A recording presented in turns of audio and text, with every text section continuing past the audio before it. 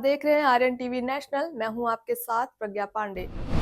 ढाका से आई एक खबर ने दिल्ली और इस्लामाबाद दोनों को अलर्ट पर ला दिया है। 299 में से 212 सीटें साफ जनादेश और सत्ता की कुर्सी पर तारिक रहमान की वापसी। लेकिन सवाल वही है, ढाका का झुकाव किस ओर होगा, दिल्ली या इस्लामाबाद? आइए समझते हैं ये जीत कितनी बड़ी है। तारिक रहमान के नेतृत्व में बीएनपी ने 212 सीटें जीतकर पूर्ण बहुमत हासिल किया है। जमाते इस्लामी को बड़ा झटका लगा है और छात्र नेतृत्व वाली एनसीपी महज 6 सीटों पर सिमट गई है। मतलब साफ है, जनता ने अस्थिरता से तंग आकर एक स्पष्ट सरकार चुनी है। लेकिन राजनीति में केवल सीटें कहानी नहीं बताती, बल्कि इतिहास भी बताती हैं। 1971 में जब पूर्वी पाकिस्तान अलग होकर नया राष्ट्र बना, तब भारत ने खुलकर समर्थन किया। उस दौर में भारत की प्रधानमंत्री थी इंदिरा गांधी। इसके बाद राजनीति दो ध्रुवों में बंट गई। एक ध्रुव भारत समर्थक मानी जाने वाली शेख हसीना और उनकी पार्टी आवामी लीग, दूसरा ध्रुव था राष्ट्रवादी और अपेक्षाकृत पाकिस्तान के करीब समझी जाने वाली बीएनपी। यहीं से भारत बांग्लादेश संबंधों की दिशा तय होने लगी।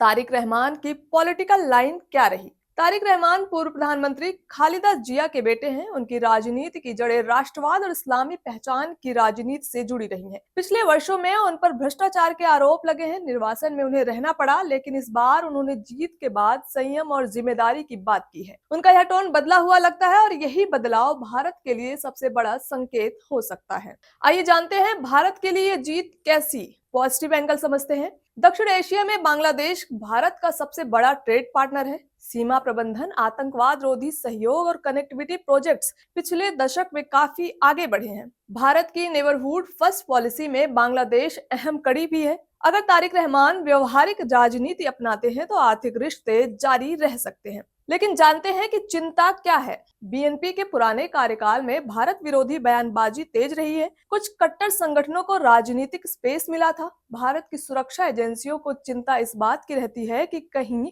पाकिस्तानी खुफिया एजेंसी इंटर सर्विसेज इंटेलिजेंस को दोबारा प्रभाव का मौका ना मिले। भारत के पूर्व विदेश सचिवों की रिपोर्ट्स के अनुसार बार बार यह चेतावनी दी गई है कि राजनीतिक अस्थिरता का फायदा बाहरी ताकतें उठा सकती हैं। पाकिस्तान फैक्टर कितना बड़ा है? बांग्लादेश की जनता प्राथमिकता आज आर्थिक विकास को देती है, ना कि वैचारिक जंग को। लेकिन राजनीति में पार्टी की विचारधारा अहम होती है। अगर नई सरकार इस्लामी राष्ट्रवाद को ज्यादा उभारती है तो इस्लामाबाद से रिश्ते गर्म हो सकते हैं।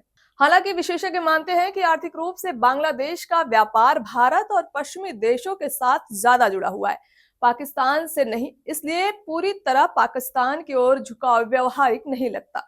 जमाते इस्लामी की हार क्यों अहम मानी जा रही है? जमाते इस्लामी को बड़ा झटका मिला है। ये वही संगठन है जिस पर 1971 के युद्ध अपराधों को लेकर विवाद रहे हैं। पिछले दशक में इनके कई नेताओं को सजा हुई है। इस बार कम सीटें मिलना संकेत देता है कि जनता ने कट्टर एजेंडा को पूर्ण समर्थन नहीं दिया है। भारत के लिए यह राहत की बात है। जानते हैं ग्राउंड रियलिटी क्या है, जनता क्या चाहती है? महंगाई कम हो, रोजगार बढ़े, स्थिर सरकार मिले, विदेशी निवेश आए। राजनीति चाहे राष्ट्रवाद की हो, लेकिन पेट की राजनीति हमेशा जीतती है। और यही कारण है कि तारिक रहमान ने जीत के बाद जश्न नहीं, जिम्मेदारी की बात की है। जानते हैं कि आगे क्या है?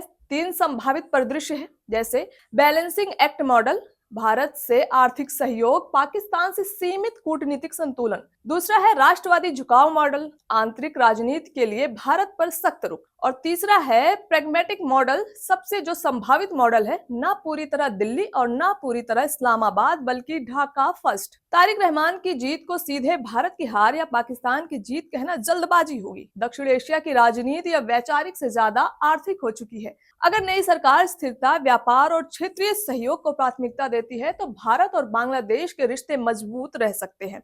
लेकिन अगर घरेलू राजनीति में कट्टर राष्ट्रवाद हावी हुआ तो सीमा पर तनाव, कूटनीतिक ठंडापन और सुरक्षा चिंताएं बढ़ सकती हैं। ढाका ने अपना फैसला सुना दिया है। अब बारी है नई सरकार की। क्या वो इतिहास से सीख लेकर भविष्य लिखेगी या फिर दक्षिण एशिया की राजनीति एक और करवट लेगी? फिलहाल के लिए इतना ही। खबरों की अपडेट के लिए जुड़े रहें आर्यन टीवी नेशनल के साथ।